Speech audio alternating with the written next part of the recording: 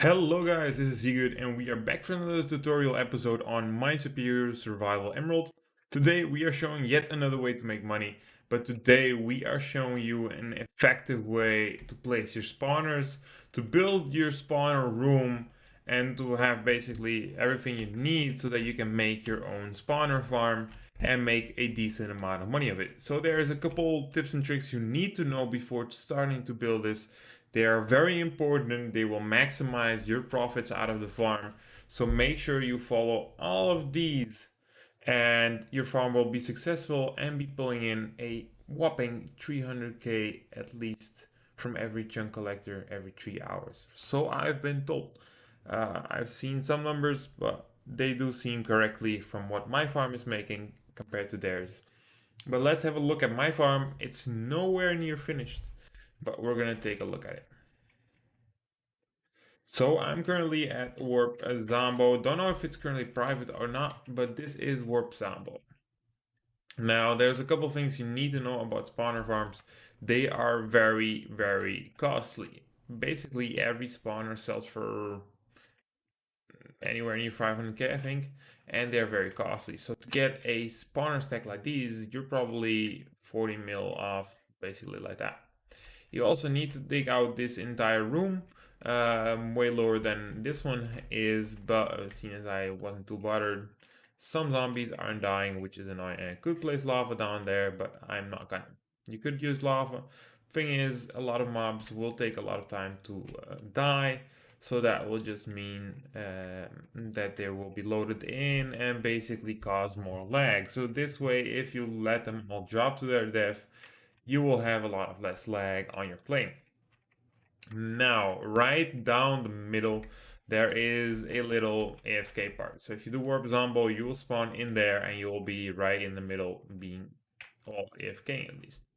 Now, this is the deal. Every single chunk on this world, at least on Minesuperior, holds 256 items. That means that if you want to place spawners in your chunk, you're gonna only have 256 spawners. That's a quite big problem because you want multiple spawners. You want more than 256. If you want to make money, you need more. So that's why I'm going to show you the more efficient way of setting it up. So as you can see, every single chunk right here is basically aligning to the middle. I could have made this a 4x4, but I decided not to.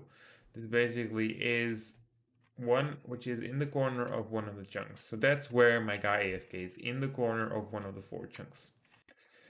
The rooms beside it right here all have one space, so you can fly around it and use it to go around. Basically, that's the minimum amount of space you need to leave.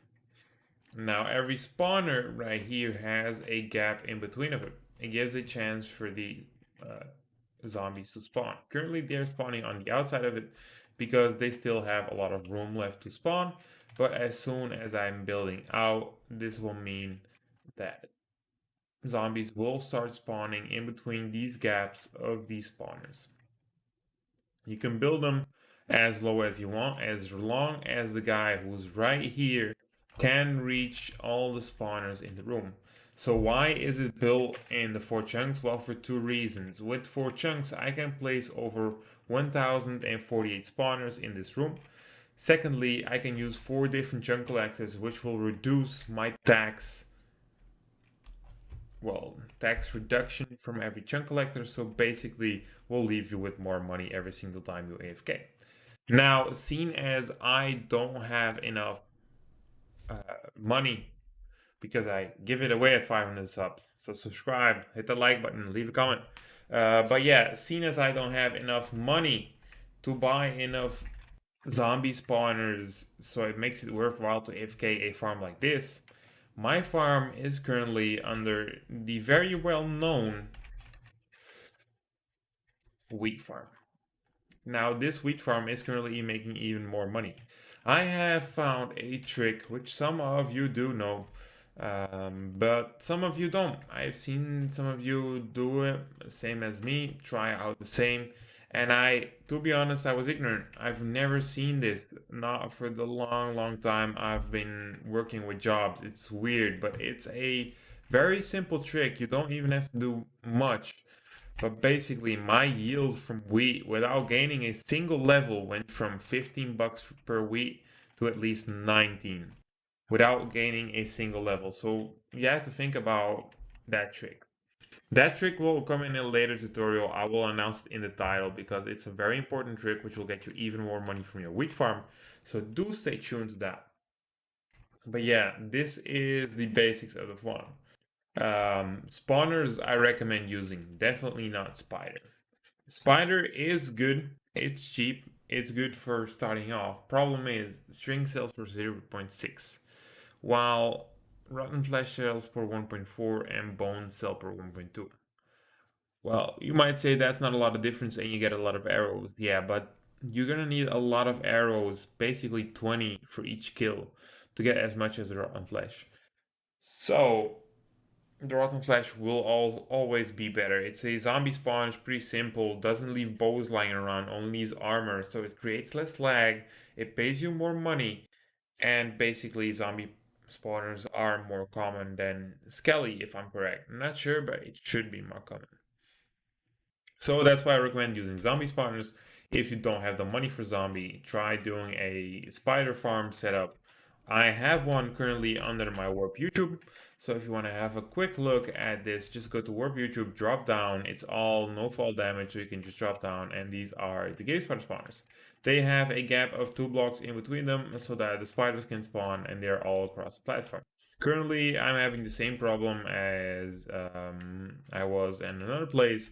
Basically, I've hit the 256 tile limit, so I cannot place any more spider spawners. This is it. Well, I could place some more, but in a different chunks. So I still have some cave spider spawners left, which I could use, but oh well, we'll use those later. So that's another thing you have to keep in mind. Also, these are mostly all focused in one chunk, but I do have multiple chunk collectors collecting them all. If I'm correct, yep, I'm correct. I got these for collecting this area, and I got over here collecting this. Now, one thing you might be wondering, yeah, my chunk collectors over there do also collect wheat, but wheat is like 3,000 items every time I farm it per chunk collector. It's like 3k, so don't even worry about it. It won't reduce the tax as much, and it will still give me a decent amount of money. How much does my current setup make? I have no clue. It makes anywhere in between 100k in total every 3 hours or something, while this one makes 300k per chunk collector. It's making good money. I've basically gotten like a million out of it so far. But that's that. That's the most efficient multiple mob spawner setup you can get. Basically, think about your layout. Think about where you want it to AFK. Think about if you want it underground, if you want it above ground. Think about if you want a warp shop above it. Everything like that. It's all the little things that will eventually end up to giving you more and more money and giving you the mob spawner design and setup you need. So this one is a basic setup, but there's even better setups, but this one is quite laggy, so bear with me. Warp Lag Zone is owned by Slots. Warp Lag Zone has 1048 spawners. It currently consists of multiple cave spider spawners and spider spawners, and the occasional zombie spawner. It's a 2-room farm where mobs drop all around from the sides. Basically, if I'm correct, it's 4, 1, 2, 3. It's 3 blocks wide on every single side. This thing is probably like 10 blocks long, if I'm correct. 1, 2, 3, 4, 5, 6, 7, 8, 9, 10, 11, 12. It's 12 blocks long, and so is that. This middle area right here on the obsidian is probably the most optimal area to AFK. As you can see, he placed spawners all the way to the area where it's being AFK. So all the spawners are being used and currently farmed for money. This thing, from what I remember correctly, pulls in a whopping 300k an hour, which is awesome. Now you're wondering, yep, he has it set up in 2 chunks at least from what I see right here. So basically, he's sharing his profits. No, it's set up in multiple chunks even, yeah. So it's set up in 4 chunks right here. So as I told you, that's the best way to do it. Set up in multiple chunks and you will get the more amount of money. He currently has one with and one without lava, as you can see. The lava one is just to make sure all the mobs die and has zombie spawners and skeletons. And on the left, it's only spiders. So why does the left not have lava? Pretty simple. String is a very rare commodity which people need and want to make wool and to make their map arts, which are highly wanted. So if he ever needs string, he can turn off one of the CCs, chunk collectors, so that he can. Wow, this is annoying. He can turn off one of the CCs so that he can get wool. So basically, your most efficient mob design farm is the same as mine. Basically, put it right down the small middle of 4 chunks and just build out from there, or build one similar as this one and use it to get yourself some money. Now, the last thing you're wondering is, where do I get spawners? Me, I found basically 10 spawners myself. Maybe more cave spider spawners actually. I found 4 magma spawners at least. I found, what is it? 10, 15 cave spider spawners. I found 1 or 2 zombies and 1 skeleton. So I currently have about 25 zombies in here and 25 skeletons in here. Like 12 blazes in there and a stack of cave spider spawners in here, if I'm correct. So this is the whole setup around here. I have a lot of spider spawners down there and the zombie spawners down there. The zombie spawners, 32 of them cost about, what is it, 14 million, if I'm correct. The prices went up though, I believe. And if you want skeletons, they are even more expensive, which is annoying. But yeah, bones are also a more rare commodity than rotten flesh. Spider spawners are also around 200, 300k each. But if you want to buy them, the only way is to basically go to AH and buy them off here. This is the easiest way. You can buy these 6 magma spawners for 200 million. I don't know if that's worth it. Might be. I've never seen anyone actually sell magma spawners, but oh well. So as you can see, the spawners are pretty expensive at a current date. So yeah, so go have a look at that and buy some spawners. What's your other option to getting spawners? Well, that's basically setting up a shop. Setting up a shop where you offer to buy people spawners, and you should have enough money so that people can keep selling spawners to you, and you can resell the spawners or use them in your farm if you want. Now, the thing is with that system is that you will have to advertise a lot and get your money. There are some shops that do buy spawners as well. You can have a look at those, but I currently do not remember which those are. If you know which they are, pop the link down in the comments so that people can actually see. So that's it for this episode. It was a tutorial that was long awaited. But I hope you guys enjoyed, left a like, left a comment, and are ready for the 500 subscriber giveaway. We still have some spots left for donation.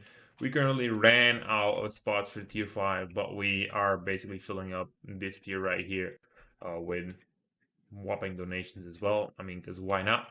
So there's still a few small ones left, but go ahead, come and donate, fill it all up, and get yourself going. I'm also still looking for a map artist who can make a map art for me. So yeah, hit me up, and that's that. I also have a new name for you guys because I'm really starting to like the gang out here, and that's why I've decided that the people should be called the Superiors. Yeah, I know, it sounds bad, but the superiors. So mine superior, nope, mine superior. I mean, think of it. It's very good. Zio.